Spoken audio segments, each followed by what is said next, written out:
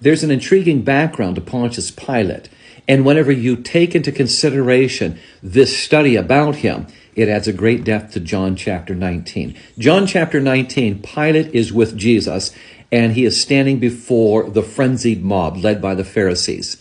He is trying to balance everything. He believes that he's in charge, and of course we know, as God the Father is in charge of all things, Pilate is just trying to hang on the best he can.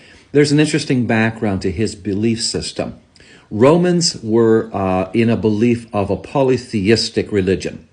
They had the feeling that the pantheon of gods looked over the world and really didn't want much to do with them except for exuding authority.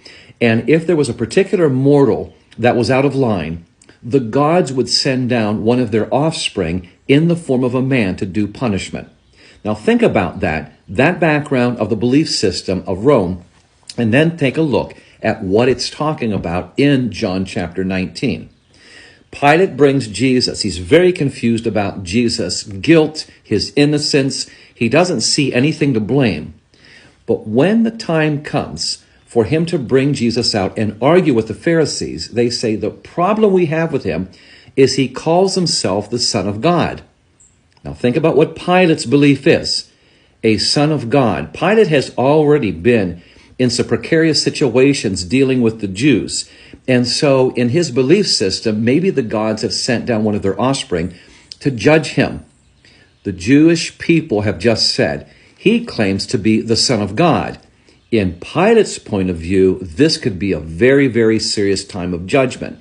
Plus the fact, Matthew chapter 27, Pilate's wife has already said, I've had a dream. You should not be dealing with this Jesus the way that you are. And his belief system also carried a lot of weight to people's dreams, how the gods would talk to you through dreams. So, whenever they start saying, he says he's the Son of God, it says in verse 8, Pilate became even more afraid.